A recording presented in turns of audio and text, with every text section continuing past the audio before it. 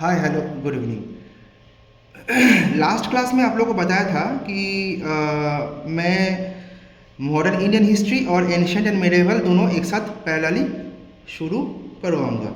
तो एमआईज मतलब modern Indian history का जो टाइमलाइन है ऑलरेडी मैंने अपलोड कर दिया है, तो आप लोग देख सकते हैं उसको। और अभी मैं शुरू करूंगा एंशिएंट एंड मिडिवल का टाइमलाइन।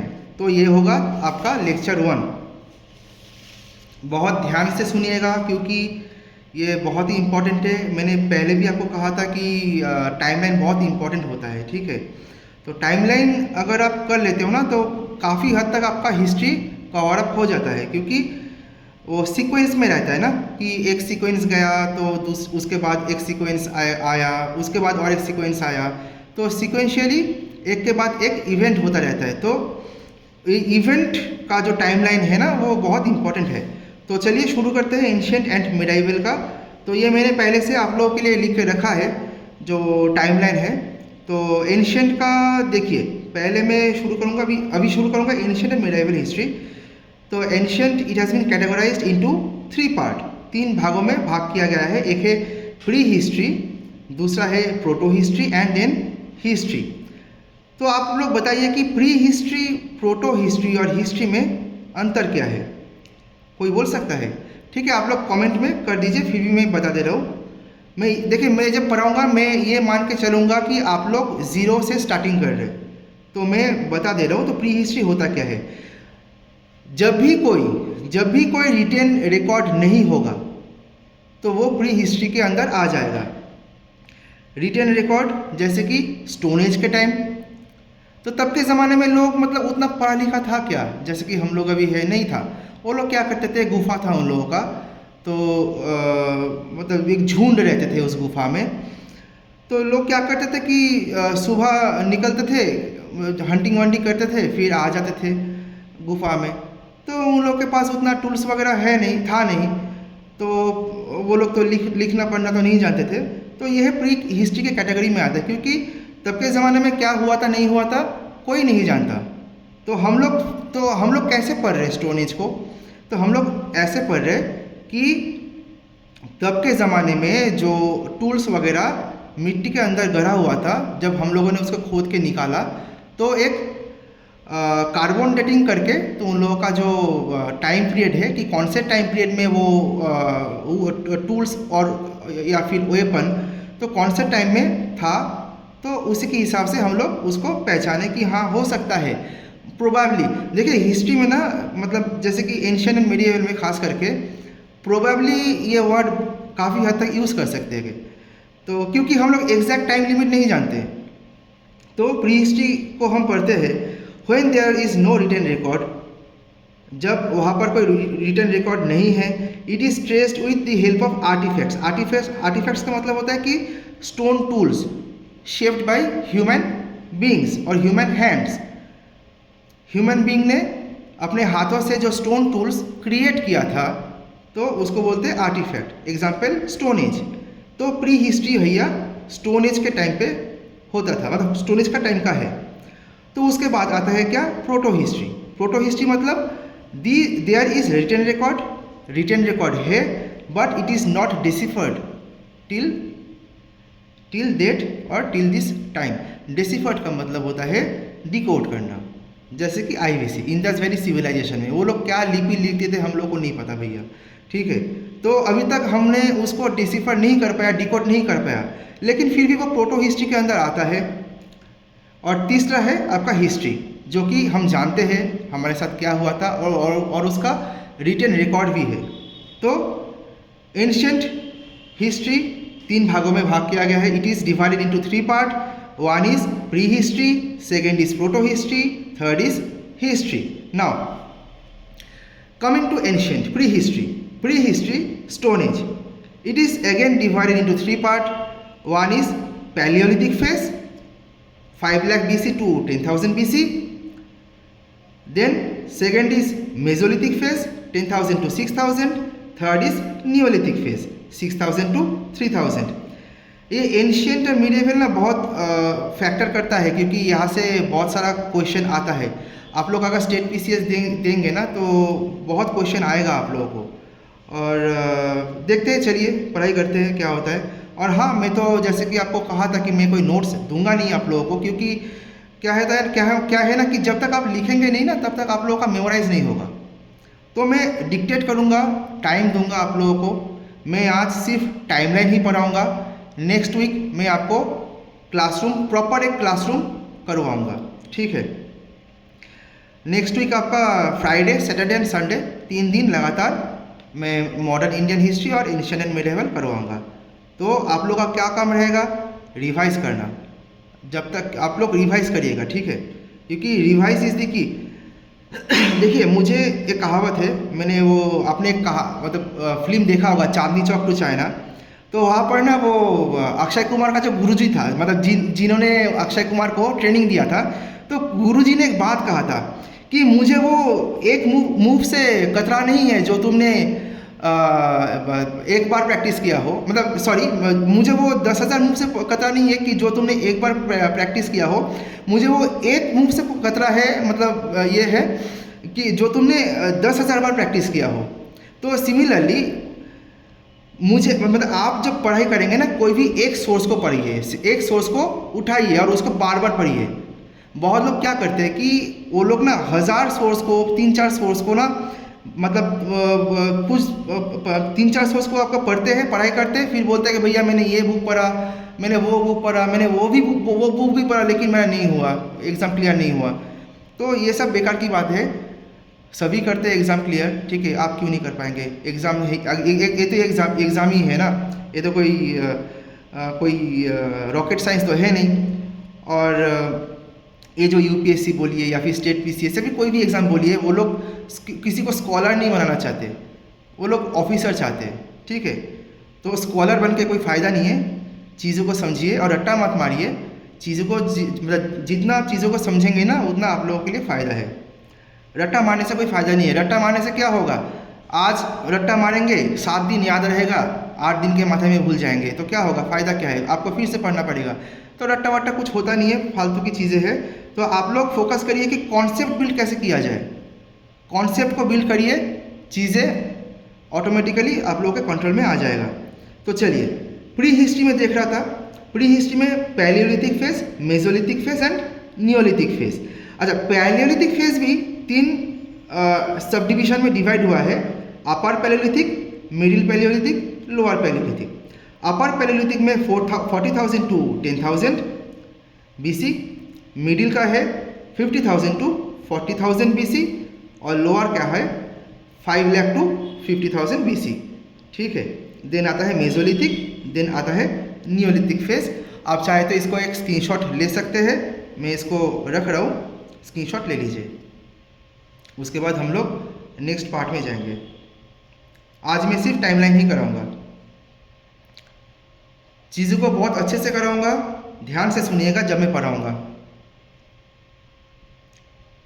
हो गया, चलिए। प्रोटो हिस्ट्री, प्री हिस्ट्री हो गया, अभी प्रोटो हिस्ट्री। प्रोटो हिस्ट्री में क्या आता है, इंडस वैली सिविलाइजेशन, ठीक, ये बहुत इंपॉर्टेंट है। इंडस वैली सिविलाइजेशन यूपीएससी का बोल सकते हैं कि फेवरेट टॉपिक है। यहाँ से बहुत क्वेश्चन आता है, पिछली बार भी क्वेश्चन आया था, तो इसको बहुत ध्यान से पढ़िएगा। मैं अच्छे से पढ़ाने की कोशिश करूँगा भी, ठीक है। और Indus valley civilisation timeline 2600 to 1800 BC। उसके बाद आता है chalcolithic period. Chalcolithic means use of copper and stone. Chalco means copper and lithic means stone.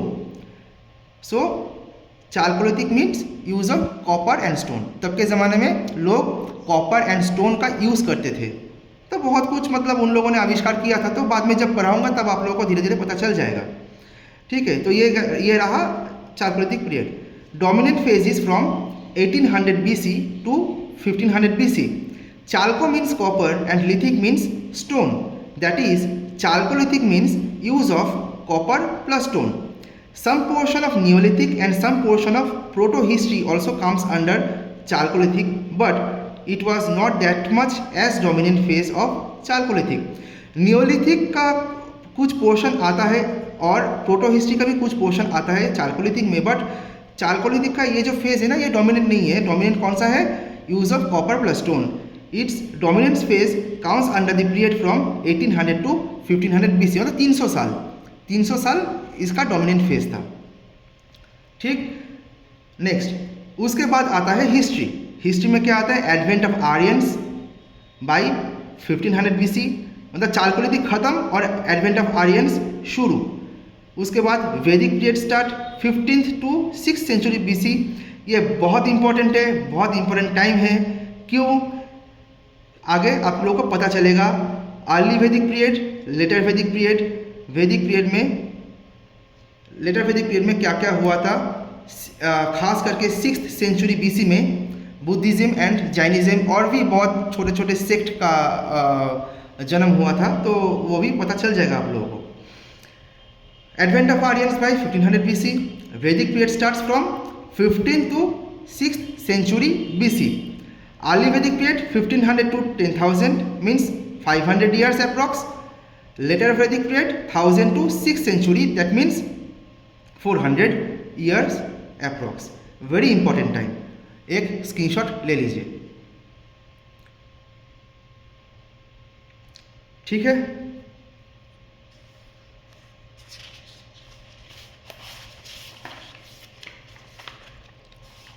Sixth century BC में क्या हुआ था? देखो, rise of religious reform movement. क्यों हुआ था? अभी बोल दूँ क्या? नहीं, छोड़िए, जब अभी बोल दूँगा तो सस्पेंस खत्म हो जाएगा, तो अभी नहीं बोलूँगा। अभी मैं सिर्फ टाइमलाइन ही ये करूँगा, बताऊँगा। तब के ज़माने में बहुत कुछ हुआ था जिसके वजह से ये जैनिज़्म, बुद्धिज़्म, आजीविका सेक्ट, बहुत सारा सेक्ट धीरे धीरे पैदा होने लगा। ठीक है, उसके बाद आता है भैया rise of 16 mahajanapada. Maha means big, janapadas means dynasty or territory. Example Kashi, Koshala, Magadha etcetera. तो mahajanapada means big territorial state, big territorial state. ठीक, नेक्स्ट हिस्ट्री ऑफ मगध।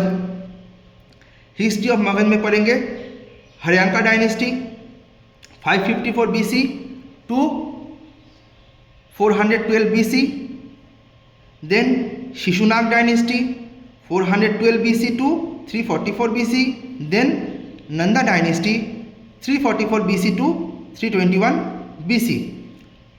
ये था हिस्ट्री ऑफ मगध। नेक्स्ट आता है मौर्य एज। मौर्य बहुत इंपॉर्टेंट है।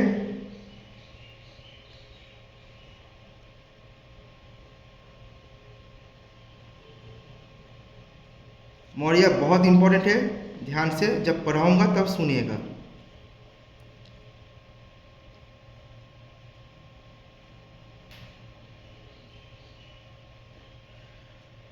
चंद्रगुप्त मौर्य, ये प्री के लिए बहुत इंपॉर्टेंट है। मौर्य एज प्री में बहुत क्वेश्चन आता है। ठीक है, 321 BC to 185 BC most important. मैं लिख के भी रखा हूँ प्री। ये जो मैंने जो पढ़ाऊंगा ना आप लोगों को, यकीन मानिए ये 3-4 सोर्सेज से लिया गया है। 3-4 सोर्सेज को मिलाकर ये नोट्स बनाया गया है। तो उल्टा सीधा कोई नोट्स में नहीं पढ़ाऊंगा आप लोगों को। जो सीधा पॉइंट टू पॉइंट है, जो मोस्ट वाइटल पोर्शन है, वही सिर्फ कराऊंगा आप लोगों को। तो जो भी कराऊंगा ध्यान से सुनिएगा। उसके बाद आता है बिंदुसार, उसके बाद आता है अशोक। जब बिंदुसार का नाम बिंदुसार क्यों पड़ा?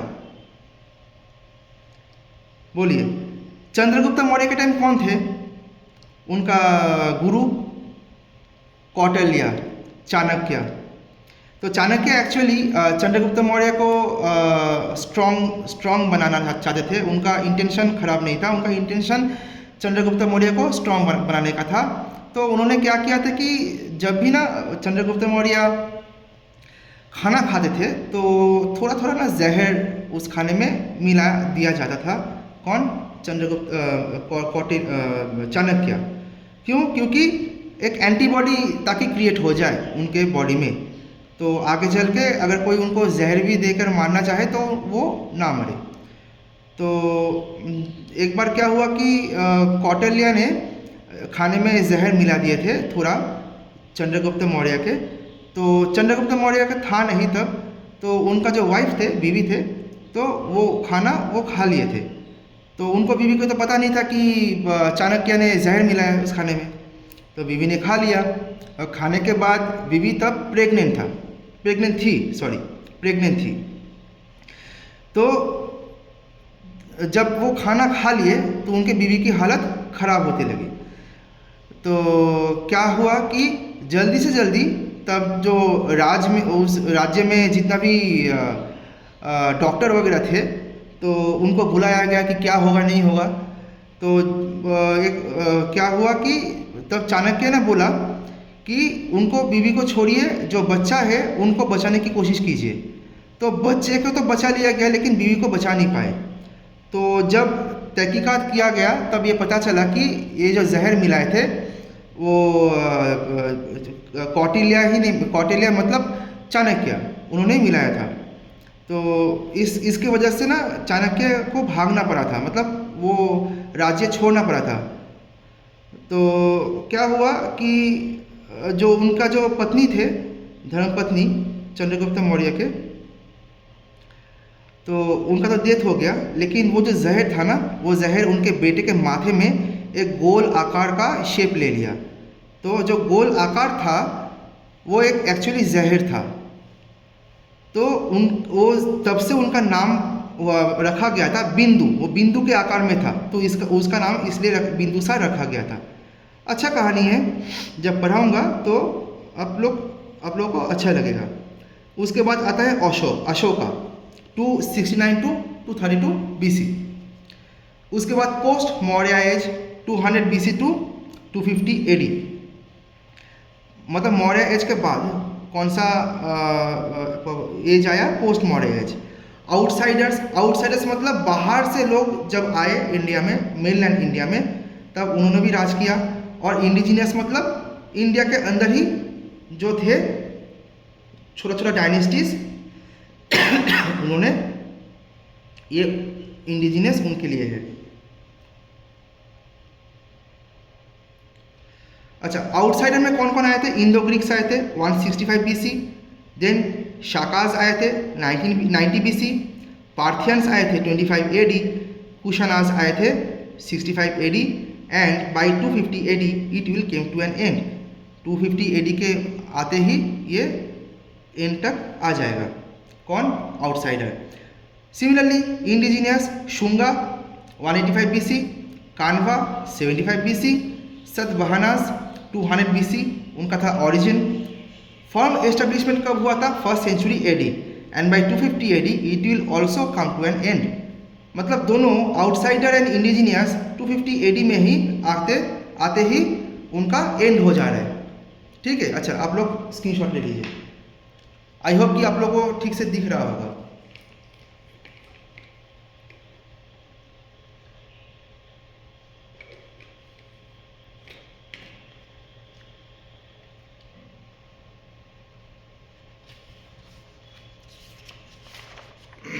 अच्छा, ये रहा मैप।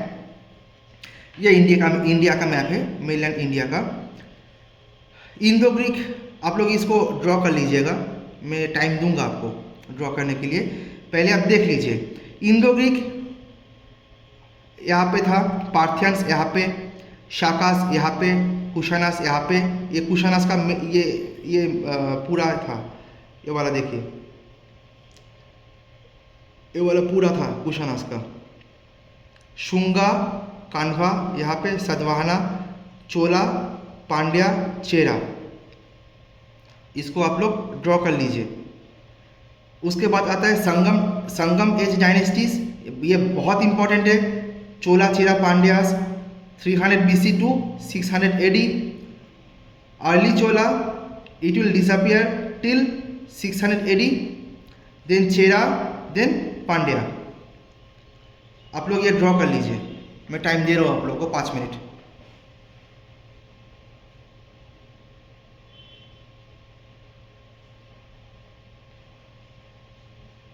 ठीक है, आप लोग काम करिए, आप लोग वीडियो को पॉज करके ड्राइंग कर लीजिएगा, ठीक है।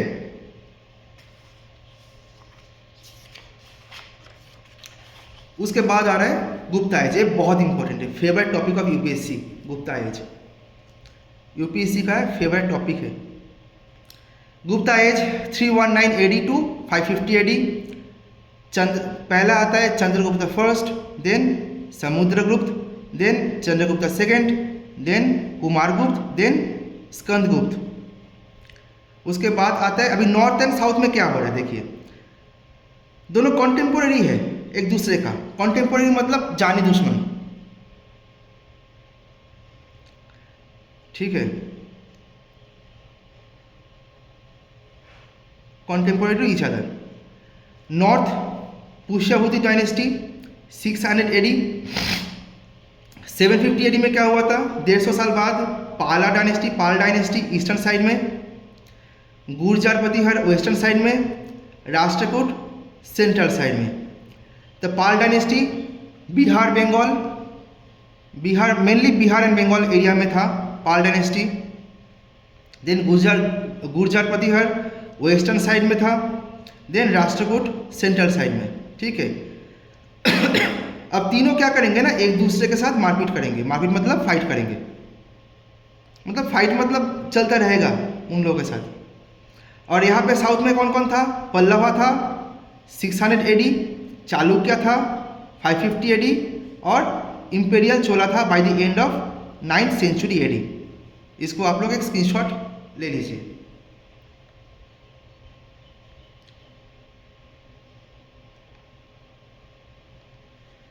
ठीक है, एंशिएंट खत्म, एंशिएंट खत्म। अभी आएंगे मिडेवल में। तो मिडेवल का क्रोनोलॉजी क्या है भैया, पहले पढ़ेंगे Islamic invasion, Islamic invasion, invasion of Muhammad bin Qasim 712 AD। Then invasion of Mahmud of Ghazni 925 to 1025 AD। Then invasion of Muhammad Ghori 1170 to 1192 AD। उसके बाद पढ़ेंगे दिल्ली सल्तनत 1206 to 1526 AD। अच्छा, पहले पढ़ेंगे स्लेव डायनेस्टी 1206 से 1290 AD। Then Khilji 1290 to 1320 AD। Then Tughlaq dynasty 1320 to 1414 AD। यहाँ पे क्या हुआ था, rise of regional kingdom, Vijayanagar kingdom. ये तो भैया बहुत ही इंपॉर्टेंट है। Vijayanagar Bahmani both were contemporary to each other. बहुत यूपीएससी बोलिए, स्टेट पीसीएस बोलिए, बहुत इंपॉर्टेंट, कोई भी एग्जाम में ये पूछता है, ठीक है। Vijayanagar kingdom, Bahmani kingdom 1336 1347 AD, both were contemporary to each other.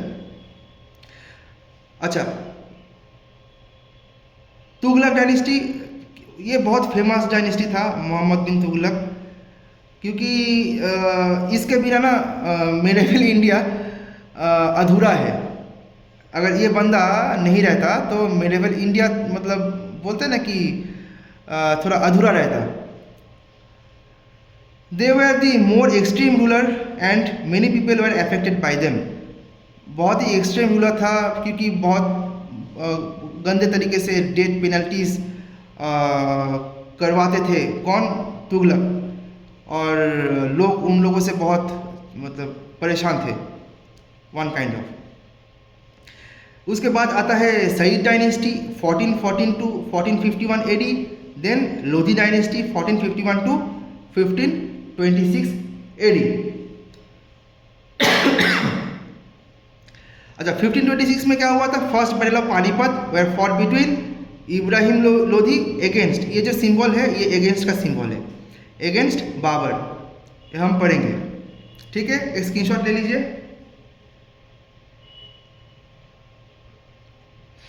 ठीक, उसके बाद आएंगे मुगल में। मुगल में आते हैं। अगर कोई बंगाली देख रहा है ना तो शायद उनको पता है ये क्रोनोलॉजी, मुगल में किसके बाद कौन आया था। तो मैं एक बार फिर भी लिख देता हूँ, अगर आप लोगों को बंगाली समझ में आएगा, क्योंकि हिंदी का तो लिखूंगा तो वो क्रोनोलॉजी में नहीं बैठेगा, फिट बैठेगा। एक बार लिख देता हूँ, बाबर হলো আবার জ্বর সারিবে ঔষধে। बाबर होलो आबार ज्वर सारिबे औषधे, इसका मतलब ये है कि बाबा का मतलब होता है पापा का फिर से तबीयत मतलब बुखार आया, वो क्योर कैसे होंगे? औषधि में, औषधि लेकर क्योर होंगे।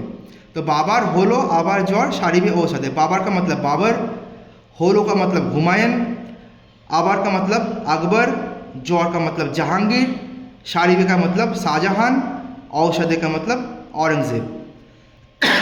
तो मुगल पीरियड भी बहुत इंपॉर्टेंट है, 1526 to 1707, Babur 1526 to 1530, Humayun 1530 to 1540। Humayun के साथ बहुत अच्छा, तब के ज़माने में, तब के टाइम पे हुमायूं और सूर्य एम्पायर मतलब एक दूसरे से लड़ाई लड़ रहे थे। कभी सूर्य एम्पायर आता था, कभी उसको हटा के हुमायूं आता था, यही सब चलता था। ठीक है, पढ़ेंगे हम लोग। उसके बाद आता है Akbar 1556 to 1605 AD, Jahangir 1605 to 1627 AD, Shah Jahan 1627 to 1658 AD, Aurangzeb और छत्रपति शिवाजी तब के टाइम पे एक क्लैश हुआ था 1658 टू 1707 एडी। ठीक है, अच्छा रेफरेंस बुक है, ये है, ठीक है, एंशिएंट इंडिया, रोमिला थापर का 6th ओल्ड एनसीईआरटी अगर आप लोग को मिलता है तो वो ले सकते हैं आप लोग। क्लास 7th का जो एनसीईआरटी ओल्ड है, ओल्ड एनसीईआरटी, न्यू नहीं, रोमिला थापर का, क्योंकि ये ना गवर्नमेंटल बुक है, मतलब गवर्नमेंट बुक नहीं है, मतलब जो गवर्नमेंट सोर्स है, तो ये आपका रिलायबल सोर्स है। Ancient India class 11 old NCERT by Ram Sharan Sharma, और मेडिएवल इंडिया का 11th old NCERT by Satish Chandra. अच्छा, अगर ये सब अगर आप लोग नहीं भी करते हैं, ठीक है, तो मैं आप लोग को एक बुक बोल दूंगा, वो आप मॉडर्न इंडिया बोलिए, एंशिएंट मेडिएवल बोलिए सॉरी, बहुत फ़ायदा मिलेगा आप लोगों को। तो ये था आप लोगों का टाइमलाइन। तो मैंने कोशिश किया कि जितना अच्छा हो सके आप लोगों को समझाने की। बाकी नेक्स्ट वीक तो मैं प्रॉपर क्लासरूम शुरू करवाऊंगा ही। तो आज के लिए इतना ही था। तो आप लोगों को अगर अच्छा लगे ये वीडियो तो कमेंट ज़रूर में बताइएगा, और लाइक भी करिएगा, सब्सक्राइब भी करिएगा और शेयर भी करिएगा। चलिए, थैंक यू।